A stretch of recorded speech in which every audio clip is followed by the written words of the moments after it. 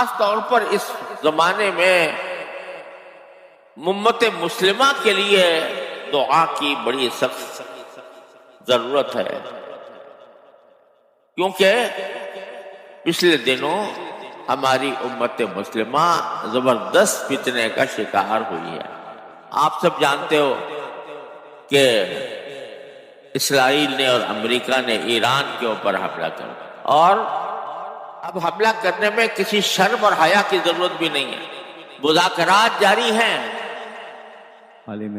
اور ایران نے کچھ باتیں تسلیم بھی کر لی ہیں۔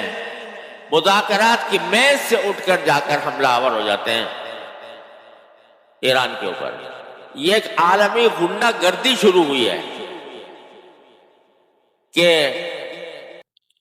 ٹرمپ صاحب جب چاہیں تو کسی ملک کے اوپر جا کر اس کے بادشاہ کے محل کے اوپر جا کر بمباری کر کے اس کو مار دیں اور اس پہ قبضہ کر لیں۔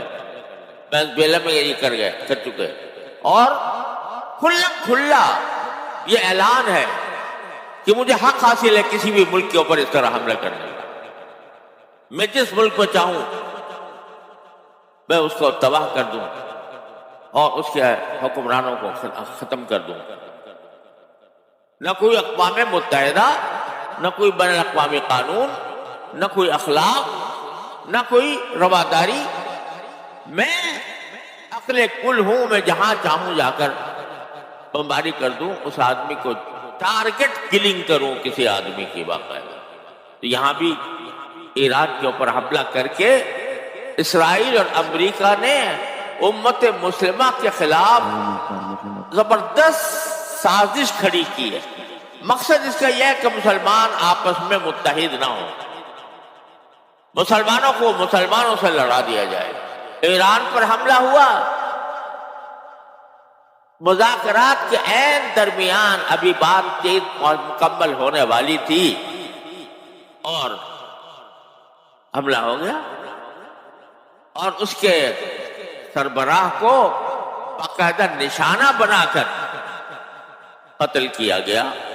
یہ جنگل کا قانون، یہ عالمی غنڈہ گردی، اس کا ارتکاب کیا اس رمضان کے اندر۔ مجھے افسوس ہے کہ بعض اوقات لوگ یہ کہنے لگتے ہیں کہ بھئی وہ تو شیعہ لوگ تھے اور ایران سے ہمارا اختلاف ہے اور فلانا۔ خدا کے بندو، اس امریکہ اور اسرائیل نے اس پر اس لیے حملہ نہیں کیا کہ وہ شیعہ تھا، وہ اس لیے حملہ کیا کہ وہ عالم اسلام کا ایک رکن تھا، اور اس کے نتیجے میں اس کو حملہ کرنے پر اکسایا خلیج کے ممالک کے، کیونکہ امریکی اڈے وہاں پر موجود تھے۔ تو ان امریکی اڈوں سے بظاہر ایران پر حملے ہوتے ہوں گے، تو اس ایران نے یہ کہا تھا کہ اگر مجھ پر حملہ ہوگا تو میں امریکی اڈوں کو نشانہ بناؤں گا۔ لیکن امریکی اڈے تو کیا نشانہ بنتے، پتہ نہیں کس حد تک بنے، اللہ ہی جانے۔ لیکن اس کے نتیجے میں خلیج کے ملکوں میں شہری مر رہے، شہری سہولیات کو ختم کیا جا رہا ہے، اور اس میں جو شہری عمارتیں ہیں وہ تباہ ہو رہی۔ مقصد کیا ہے کہ کسی طرح ان کو آپس میں لڑا کر اور ہماری اپنی چودراہٹ قائم ہو جائے۔ اب جس ملک کے اوپر حملہ کر رہا ہے، جس کے سربراہ کو قتل کیا ٹارگٹ کلنگ کر کے، اب وہ جب اپنا نیا کوئی سربراہ مقرر کرنا چاہتے ہیں تو حضرت فرما رہے ہیں ٹرمپ صاحب کہ مجھے شامل کرو اس مشورے میں کہ تمہارا نیا سربراہ کون ہوگا۔ مجھے یہ قبول نہیں ہے جو تم بولے۔ اس سے بڑی دھاندلی عالمی سطح پر غنڈہ گردی اور دھاندلی اور کیا ہو۔ تو اس موقع پر ضرورت ہے کہ ایران کے بڑے حصے سے جو شیعہ مذہب رکھتے ہیں، ہمیں عقائد کا اختلاف ہے، لیکن خدا کے بندو یہ دیکھا کرو کہ کس وقت کس بات کا موقع ہے. کیا یہ وقت ایسا ہے کہ اس میں شیعہ سنی اختلافات کو ہوا دی جائے؟ کیا امریکہ نے اس لیے حملہ کیا کہ وہ تمہارے عقائد کے خلاف رکھتا تھا؟ وہ تو ایک مسلمان کا نمائندہ کیونکہ سمجھا جاتا تھا، اس لیے اس کے اوپر حملہ ہو رہا ہے، اور وہ اس کے مقابلے میں ڈٹ کر کھڑا ہو. اس کی تو اس لحاظ سے ہمیں حمایت کرنی چاہیے. اور یہ اچھی بات ہے کہ ہماری حکومت نے بھی ایران کے ساتھ اس معاملے میں ہم آہنگی کا اعلان کیا. اگرچہ ساتھ ہی ساتھ وہ المیہ بھی چل رہا ہے جس کا میں نے پچھلے جمعہ میں ذکر کیا تھا کہ پاکستان اور افغانستان کے درمیان بھی جنگ جاری ہے، ابھی تک بند ختم نہیں ہوئی. اور پچھلے جمعہ میں نے عرض کیا تھا تفصیل کے ساتھ کہ کیا وجوہ ہیں جن کی بنا پر یہ جنگ شروع ہوئی اور جاری ہے.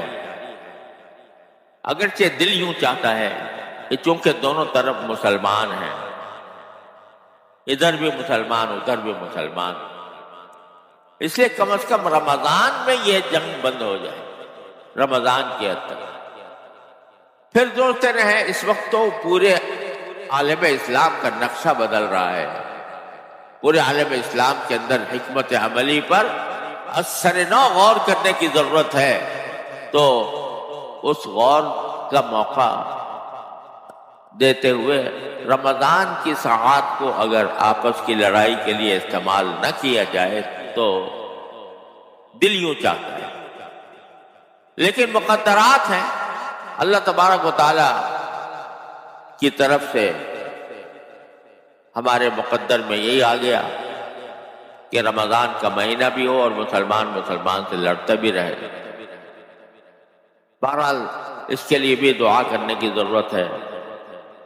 راتوں کی تنہائی میں اللہ تبارک و تعالیٰ کے بارگاہ میں حاضر ہو کر اللہ سے یہ فریاد کریں، یا اللہ ہم ان فتنوں میں گر گئے ہیں، اور اسرائیل اور امریکہ اس فکر میں ہے کہ کسی طرح مسلمانوں کی اینٹ سے اینٹ بجا دیں اور ان کو آپس میں لڑا کر یا آپس میں لڑ بڑھ کر خود ختم ہو جائے. یا اللہ ہمارے قدرت میں تو کچھ ہے نہیں، ہم صرف آپ کی بارگاہ میں یہ التجا کر سکتے ہیں کہ یا اللہ اپنی رحمت سے ہمیں اس فتنے سے نکال لیجئے، اور امت مسلمہ کو متحد ہونے کا جو خواب ہے اللہ اس کو تعبیر اس کی عطا فرما دیجئے.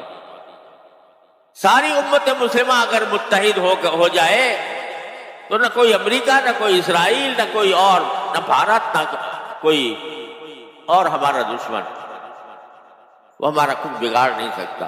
اللہ تعالیٰ نے مسلمانوں کے اتحاد میں اتنی طاقت دی ہے، لیکن ساری سازشیں اس پر چل رہی ہیں کہ یہ اکٹھے میں بیٹھے، ان کو لڑاؤ، کبھی فرقہ واریت کی بنیاد پر لڑاؤ، کبھی ان کو اس طرح لڑاؤ کہ یہ ایک دوسرے کو کافر کہنا شروع کر دیں، کبھی اس طرح لڑاؤ کہ ان کو یہ کہیں کہ یہ ہمارے اوپر جارحیت کا ارتکاب کرتے ہیں، لہذا ہم ان سے لڑنے کو تیار ہیں. مختلف اندازوں سے مسلمانوں کو لڑایا جا رہا ہے، لیکن اس ساری کائنات میں جو کچھ ہو رہا ہے وہ اللہ جل جلالہ کی قدرت سے، اس کی رحمت سے باہر نہیں ہے. لہذا ہم اگر اور کچھ نہیں کر سکتے تو کم از کم رمضان کی تنہائیوں میں، رمضان کی راتوں میں اللہ سے فریاد تو کر سکتے کہ اللہ ہمیں اس مصیبت سے نجات عطا فرما دیجیے، اور مسلمانوں کو لڑانے کی جو سازشیں ہو رہی ہیں ان کو ناکام بنا دیجیے، اور اللہ تبارک و تعالی ہمیں صحیح موقف، صحیح راستہ، ہمیں بھی، ہمارے حکمرانوں کو بھی، ہمارے اہل سیاست کو بھی یا اللہ صحیح راستہ سجا دیجیے، ایسا راستہ جو ہمارے ملک کے لیے، ہماری ملت کے لیے، ہماری امت مسلمہ کے لیے بہتر.